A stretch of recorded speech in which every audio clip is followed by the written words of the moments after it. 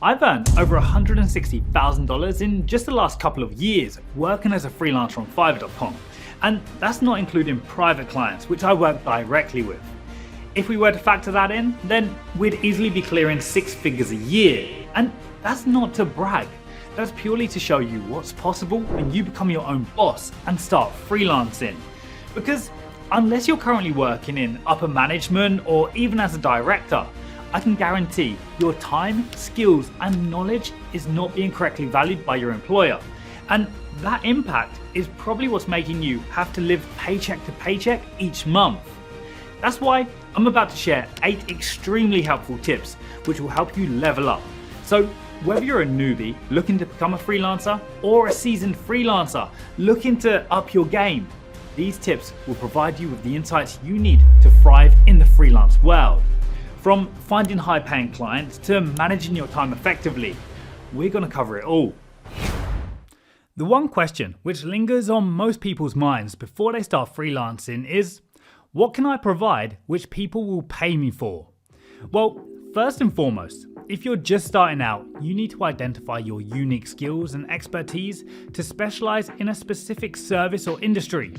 That means you've got to work out what you're good at or even enjoy doing, which people are willing to pay you handsomely for. This will ultimately help you stand out and attract the right clients.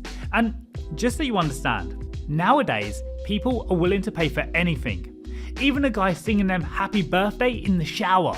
Happy birthday to you. Happy birthday to you. Happy birthday. Happy birthday.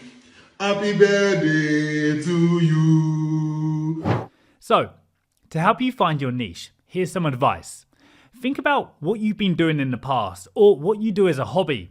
For example, if you're currently working in a corporate environment, then you're probably well versed with software such as Microsoft Excel. This is a skill people will pay you to learn or just create the templates they need.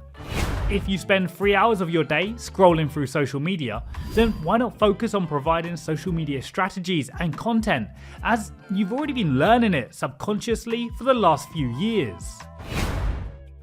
Next, you need to focus on standing out from the competition and craft an engaging profile that showcases your skills, experience, and portfolio. This is definitely a must.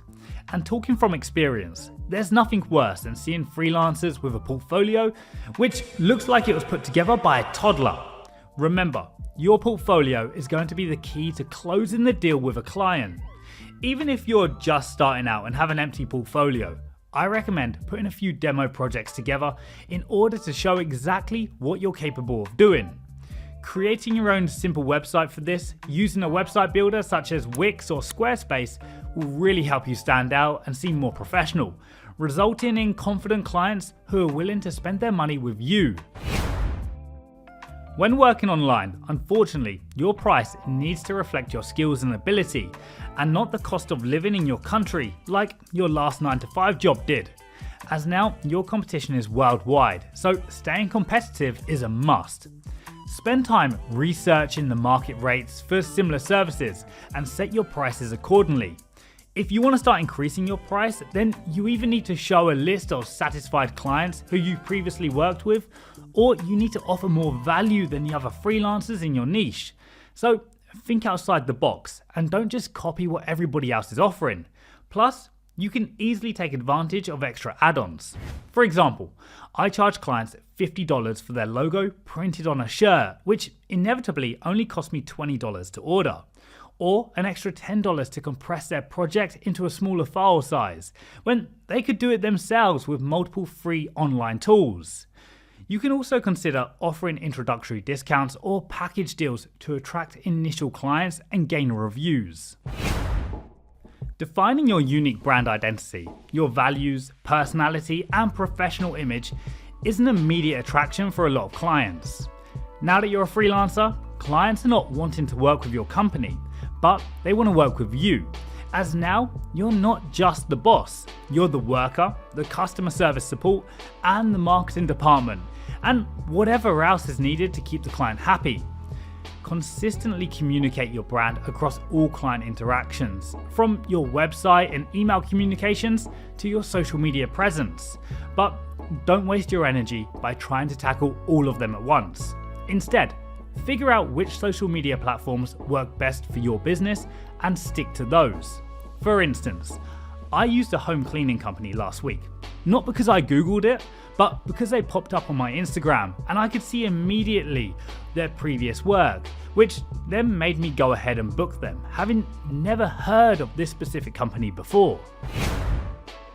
Whether you're just starting out or are already a seasoned freelancer, you need to be using freelance platforms such as Fiverr, Upwork and freelancer.com, because within a short space of time, you could find that your earnings will double, if not triple, by leveraging these platforms. This will mean that you can cut down on trying to market yourself and spending money to do so. Instead, you can rely on these platforms to bring you the clients. Like I said at the start of this video, I've cleared over $160,000 from Fiverr alone, and I haven't even tried to start using other platforms as I simply don't have the time, as right now I'm getting around 50 orders a week. Now, all of these platforms are free to get started with, and all you'll do is pay the platform a commission based off of each order you get, which is usually between 10 to 20%. By delivering above average client experiences and being responsive, reliable and proactive, the relationships you'll begin to form with clients will be the incentive they need to come back and work with you again. And there's nothing worse than taking hours to respond to a client's message. Remember, it's 2023. We all have smartphones which notify us of any message we receive. So don't be surprised to hear that your potential client has already found another freelancer to do the job who responded quicker to their request. Response time matters when you're trying to hook a new client and close the deal. Exceed their expectations, communicate clearly, and aim to build long-term relationships with clients, because satisfied clients can become repeat customers while also referring you to others. Now, this is something I'm sometimes guilty of. I have a discussion with a client, understand what it is they're looking to achieve, and just go ahead and create it for them. But this approach leaves a lot of grey area for revision requests, disagreements, and ultimately refunds. Even though you spent 30 minutes discussing the project with the client and everything seemed to go well, if they're about to spend their monthly budget on you, then you can be sure their expectations are high. And this is fine, as long as you quickly describe to them what they'll be getting, what's included, what will happen if they want to make a revision, etc. Having the basic terms already stated to the client before accepting the project will make you look professional, and it will inform the client that you're not here to waste time and mess around. Plus, that grey area has just become a lot more black and white, allowing you to avoid any disagreements after delivery. Today, life couldn't be better. You're making good money as a freelancer with some great clients, while only having to work part-time hours. But don't get too comfortable, as you need to start exploring different avenues to generate income and reduce dependence on a single client, project or niche. Because as we've seen, things can change overnight. Copywriters are now scared of ChatGPT taking their job. Logo designers are competing with a magnitude of cheap competition. And the reality is, at the end of this month, your client, which makes up 50% of your earnings, could turn around and say that they want to part ways as they're not seeing a good enough return on their investment. Being prepared for these kinds of scenarios is something you could find yourself staying awake over. So consider offering additional services, creating and selling digital products, or exploring passive income opportunities related to your expertise. Again, start thinking outside the box. Now, if there's anything you wish I'd covered in this video, which you might be struggling with when it comes to freelancing, then go ahead and just drop me a comment below and I'll be sure to help you out.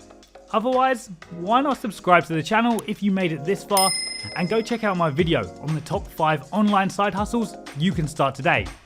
Take care, have a great day, and I'll see you in the next one.